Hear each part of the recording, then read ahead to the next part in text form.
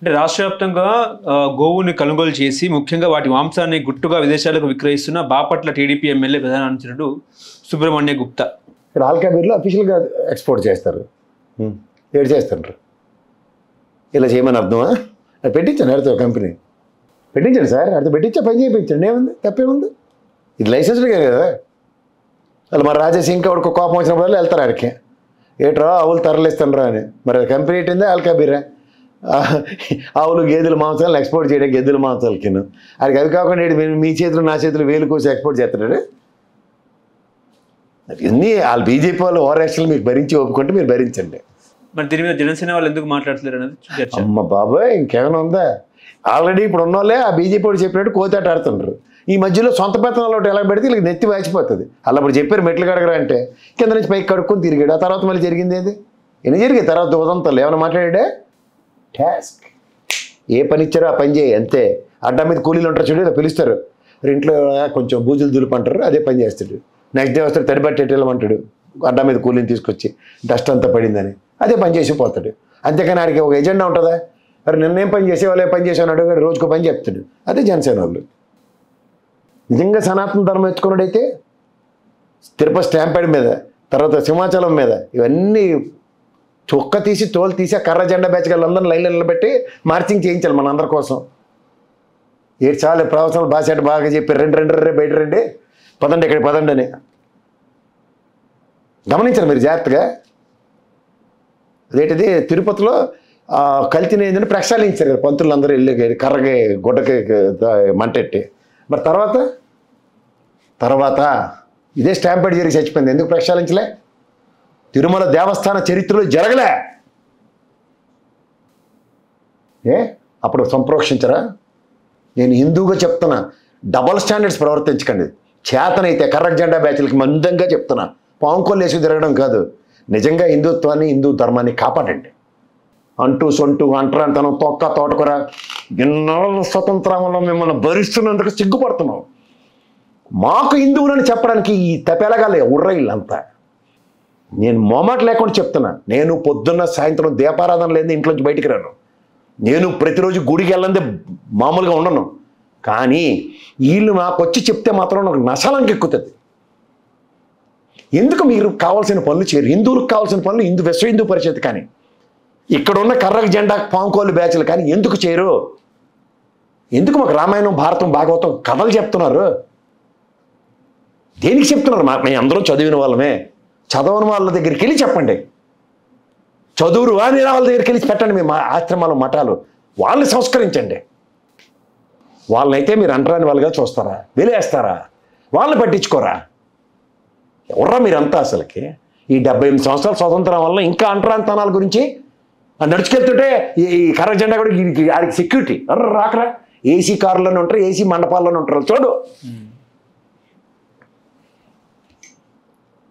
కేవలం గృహస్థు జీవితం ఉంటుందంటే పెళ్లి చేసుకోరు అంతే నటన కోసం, మిగిలినంతా మామూలే.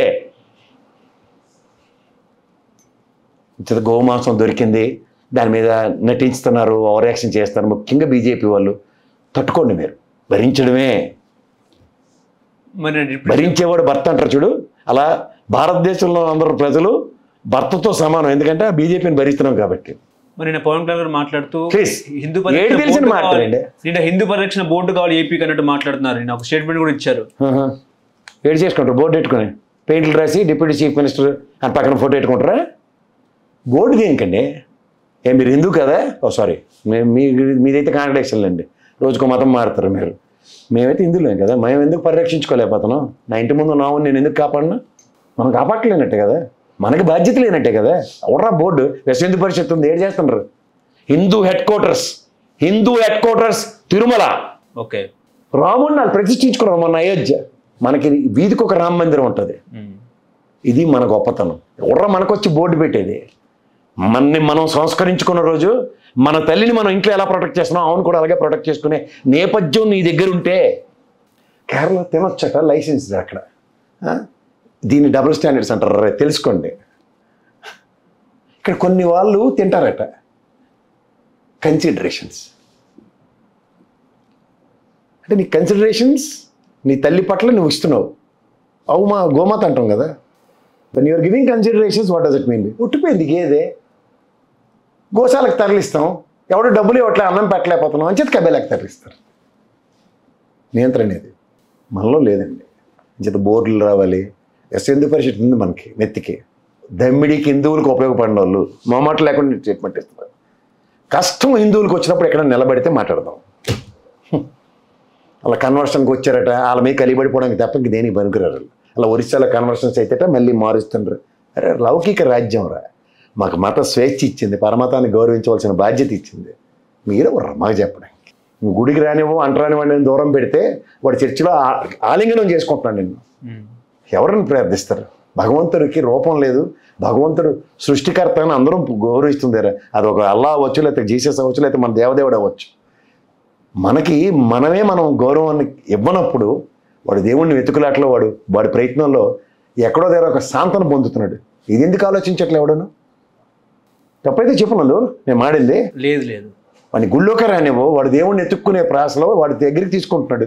మా దేవుడు నీ దగ్గర ఉన్నాడు రా చూసుకో, నీలో దేవుడిని చూపిస్తున్నాడు. వాడు ఎవరికి హీల్డ్ అవుతారు? అందుకే ఈ కన్వర్షన్స్. అంటే ఎవరిని సంస్కరించాలి? నువ్వు ఫస్ట్ ప్రవచనాలు ఎవరికి చెప్పాలి? వాడిని ఎందుకు అంతరాన్ని వాడిలో చూస్తున్నావు అని వీడిని సంస్కరించి ఫస్ట్. అప్పుడు ఖచ్చితంగా మార్పు, పెనుమార్పు వస్తుంది. అంబేద్కర్ గారు కన్న కళలు సాకారం అవుతాయి. రాజ్యాంగానికి ఒక ఇది వస్తుంది. ఏంటి వస్తుంది? అర్థం, పరమార్థం వస్తుంది. అంతేకాని సంస్కరించకుండా నన్ను నేనుగా కాకుండా నన్ను నా కులంతో ఐడెంటిటీ క్రియేట్ చేస్తున్నారంటే సృష్టికర్తకే లేని మకిలి మీరెవర్రా అంటించడానికి? నాకు మనిషి జన్మ ఇచ్చిన భగవంతుడు నేను అనుకుంటుంటే మనిషిగా నువ్వు ఈ కులం, మనిషిగా నీకు ఈ దరిద్రం అంటగడుతున్న వెధవలు వీళ్ళు. వీళ్ళనవడరా నేను టాలరేట్ చేసేది.